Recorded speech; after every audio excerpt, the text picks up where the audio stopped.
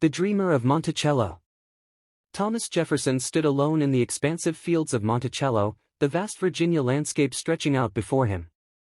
The wind carried whispers of freedom, but there was a quiet tension in the air, a weight that settled heavily on his chest. At 25, he was a young man of few words, lost in thought as the sun dipped below the horizon, casting long shadows over the estate. The only company he sought these days was the endless rows of books in his library. His heart, like the bookshelves, was filled with ideas, ideas that could shape a nation, yet ideas that, at times, felt painfully incomplete. Monticello was not merely a home, it was a sanctuary where he retreated from the world's demands. It was here, amidst the pages of Cicero and Locke, that he began to question the world around him. He grew up in the lap of privilege, yet there was something dissonant in his life, a quiet rebellion that whispered at the edges of his consciousness. He was a man who believed in liberty, in human rights, but the reality of slavery, the very system that built his estate, gnawed at him. How could a man who prided himself on freedom reconcile his ideals with the shackles of human bondage? The estate was his family's pride, his inheritance, a place where wealth, power, and tradition were rooted deep in the soil. Yet, the more he thought about it, the more the contradiction became clear. His father, a man of respect in the colony, had once said, "Freedom is the air we breathe, but not everyone is entitled to it." These words had haunted him since his youth, like an unsettling truth that refused to stay buried. He often found himself alone on these hills, staring at the sunset, torn between his affection for this land and his growing awareness of its moral cost. One evening, as the first stars began to twinkle in the dusky sky, Jefferson wandered through the garden, his fingers grazing the smooth surface of the stone walkway. His thoughts, usually wrapped in philosophical musings, were interrupted by the quiet presence of his tutor, a man who had taught him the great works of the ancient world. The tutor, though a humble servant, had become a mirror to Jefferson's struggles. "You believe in liberty, don't you, Master Jefferson?" the tutor asked, his voice soft, yet firm. Jefferson paused, the words hanging in the air. "I do." "Then why does your family hold slaves?" the tutor pressed, his gaze sharp as he studied the young man's face. "How can you speak of freedom when you deny it to others?" The question struck like lightning. Jefferson turned away, not willing to face the harsh truth in his tutor's eyes. He had no answer, not yet. But he knew, deep down, that this moment would stay with him. It was the first seed of doubt, a crack in the idealistic armor he had built for himself. Later that night, Jefferson sat at his desk, the flickering candle casting long shadows across the room. He wrote, his hand moving feverishly across the parchment, a new kind of conviction stirring within him. It wasn't just the words of great philosophers that filled the pages, but his own growing belief in the power of human freedom. It was an essay, unfinished, but with a fire that burned deep within him. As he paused, looking at the paper before him, he realized that his journey had only just begun. The path to freedom was more complicated than he had ever imagined, and the man he would become was yet to be revealed. For now, the night was quiet, but his thoughts, his restless, questioning thoughts, were anything but still. The writer of revolutions. As the years passed, Thomas Jefferson's reputation as a man of ideas grew, yet so did the weight of his own contradictions. Now a member of the Continental Congress, he had become a crucial figure in the American Revolution, a revolution he had once dreamed of, but one that had quickly become far more complicated than he had ever anticipated. It was a time of great uncertainty and hope, and the world seemed to look to him for the answer. His pen, once a tool of quiet reflection, now trembled with the responsibility of shaping a nation. One evening, Jefferson found himself alone in a small room in Philadelphia, the air thick with the smell of ink and parchment. The task before him was monumental, to draft the Declaration of Independence, a document that would declare the colonies free from British rule. But as his quill hovered above the page, a dark question lingered in his mind. How could he, a man who claimed to believe in liberty for all, justify the chains that bound so many of his fellow countrymen? He stared at the blank paper, the weight of history pressing down on him. He had fought for independence from tyranny, yet the very system of slavery that stained his own life was left untouched by the colony's rebellion. The words that would eventually define a nation, the phrase, "all men are created equal," felt painfully hollow.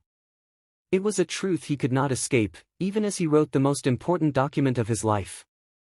In the silence of the room, Jefferson's thoughts were interrupted by the arrival of a trusted friend, John Adams. The two men had worked side by side throughout the Revolution, but Adams was a man of action, not of reflection. He looked at Jefferson with impatience. "You must finish it," Adams said, his voice filled with urgency. "The nation needs these words, Thomas. We need them now." Jefferson nodded, but the uncertainty gnawed at him. "And what of the slaves? What of the thousands who are denied the very freedom we claim for ourselves?" Adams' brow furrowed. "This is not the time for that. We must strike while the iron is hot, Thomas. We cannot risk the unity of the colonies over such a divisive issue." But Jefferson could not silence the voice in his head. He had long believed that the fight for freedom should be universal, yet he felt trapped in a system that betrayed that very principle. The weight of his own complicity was overwhelming. He paused, staring at the words on the paper, "All men are created equal."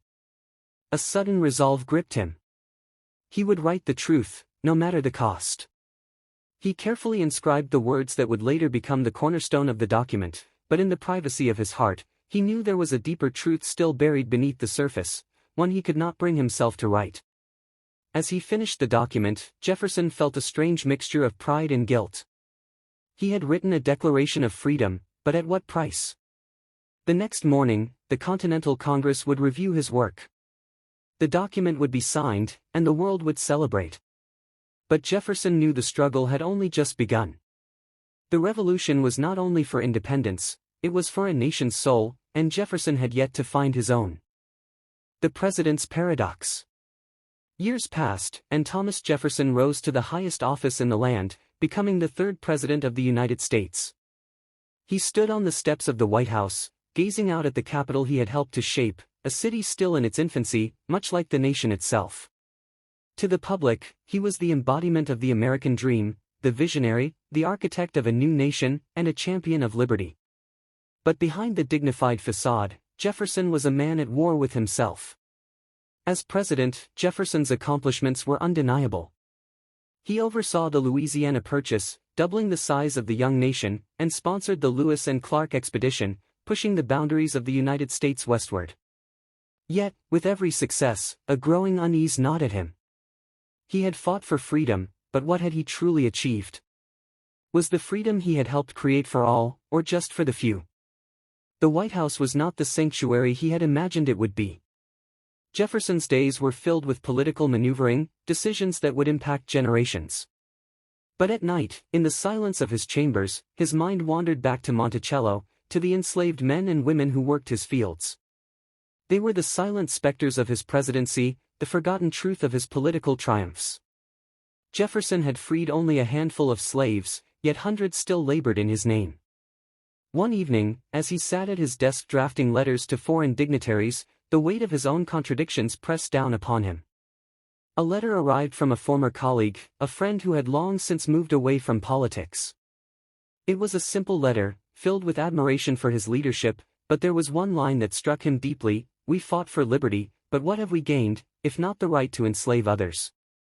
Jefferson read the words again, as if they were a confession. It was the question he had long avoided, the one he could not answer. He had written the Declaration of Independence, he had fought for a nation built on freedom, yet in his own life, he had failed to reconcile that freedom with the reality of slavery. Every decision, every victory felt tainted by this unspoken truth. The room seemed to grow colder as Jefferson's mind wandered through the years of his life, recalling his first doubts, the quiet conversations with his tutor at Monticello. The man had asked him once, "How can a man who believes in liberty justify the chains of others?" At the time, Jefferson had no answer, and now, years later, he still did not. In a moment of quiet resolve, he began to write again. This time, it was not a letter to a foreign leader, but a private reflection, a confession to himself. He wrote of his dreams, his hopes for the nation, and the moral burden that weighed heavily on him. It was an unfinished letter, one he knew he could never send. But as the quill scratched across the page, Jefferson felt a strange peace settle over him, a brief reprieve from the storm that raged within.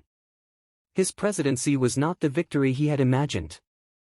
It was a paradox, a beautiful contradiction. He had helped to birth a nation of freedom, but in doing so, had buried his own soul in the same chains he had once sought to break. The final letter. In the autumn of his life, Thomas Jefferson was no longer the proud, ambitious statesman he had once been. His hair had turned white, his steps slow and unsteady, yet his mind remained sharp, though increasingly burdened. Monticello, now quieter than ever, was both a refuge and a prison, a place of reflection, yes, but also one of unresolved regret. The nation he had helped to create was alive and thriving, but in the quiet corners of his estate, Jefferson wrestled with a loneliness that only grew with age. One cold evening, a young student, an eager scholar of American history, arrived at Monticello, seeking to meet the legendary founder. Jefferson, having long outlived most of his peers, had not expected such visits. The student was filled with admiration, but also questions that had troubled the young nation for decades. "Mr. Jefferson," the student began, "do you still believe in the freedom we fought for? The freedom that you fought for?" Jefferson, sitting by the window